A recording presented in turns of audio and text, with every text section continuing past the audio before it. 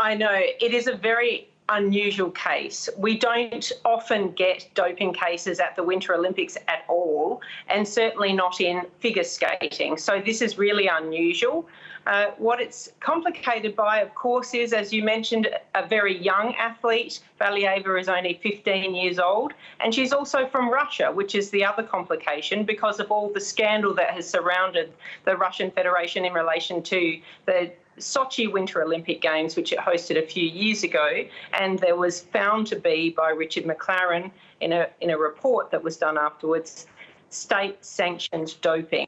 So that's the environment that this athlete finds herself in. So it is very complex. So why is it the case that because she's 15, she's free to compete? Yes, there was a case that was just heard by the Court of Arbitration for Sport around whether or not she should have been provisionally suspended. Normally, if you have a positive test result like this kind of case, she would have been suspended to allow her competitors to compete without her.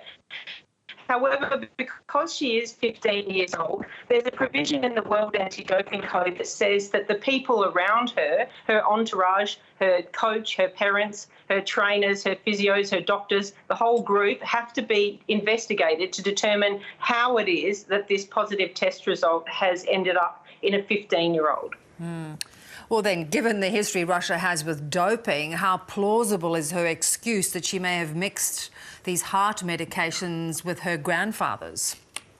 Yes, well, that's the overlay, isn't it? That there's an assumption almost that every Russian athlete might be cheating. And so that's the environment that we are living in, particularly from the West, which may not be fair. That it might be that she has a medical condition that requires a therapeutic use exemption and the proper paperwork hasn't been completed.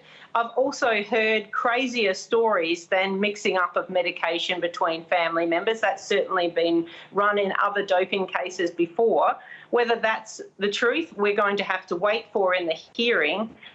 But it is certainly a very complex situation when you have to wonder how much responsibility you can put on the shoulders of a 15-year-old. Yeah, and she's really kept her composure. She qualified in first place as they go into this final skate. There's also the situation of waiting for the medal presentation. Now, how fair is that on other athletes? Yes, this is a really difficult balancing act for the International Olympic Committee, and I was quite surprised that they made this announcement that they would hold off on any medal ceremony that she might be involved in, because of exactly that point that you make, that the other athletes want to have their time to shine and they want to have their time on the podium, and you're trying to balance the needs of one athlete as against the other athletes. And the other challenge, of course, is if this is found to be a doping case and she loses a medal down the track, then that will have to be another podium event, which of course won't be in front of the cameras and won't be at the same time. So no matter how you look at this is going to be a lose-lose, I'm afraid. Yeah, and the IOC is certainly not happy with the decision, saying it does not want to see a repeat of this ahead of the next Games. That's pretty fair, isn't it? I think the reason why the International Olympic Committee is so upset in this case, and I certainly would be if I was trying to manage the Olympic Games and the brand, is that this matter should have really been resolved back in January. Of course, Valieva gave her sample on the 25th of January, Christmas Day, in an in-competition test. And if the processes had been followed properly by both the Russian anti-doping agency and the Swedish laboratory, the suggestion is that the Russian anti-doping agency didn't do their paperwork to allow for the Swedish laboratory information to be joined up. So the criticism sits there. But we wait to see what the facts are ultimately in the hearing. But at the moment, the suggestion is that the delay was entirely on the Russian side. And so for that reason, there is further criticism on the World Anti-Doping Agency about why they didn't follow that up and check to see why the paperwork wasn't in on time. So I'm not surprised the International Olympic Committee is quite upset here. Yeah. Now, these athletes are not supposedly competing for Russia, but it feels like it still goes to the credibility of Russian sports and their programs. It certainly does, and because I don't think there's any doubt in the public's mind or in the other athletes around the world that this is Russia that's competing, even though they're competing under a neutral flag, even though they don't get to hear their national anthem when they win their medals. Everybody knows that these are Russian athletes who are competing. So what's interesting here is to think about what it is that sports institutions can do.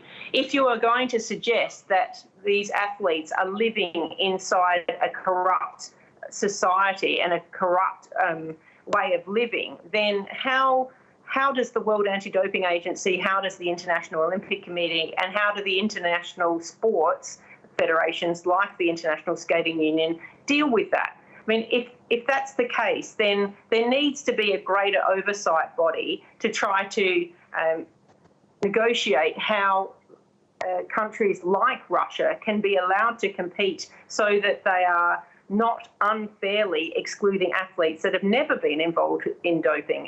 You look at young athletes like Valieva.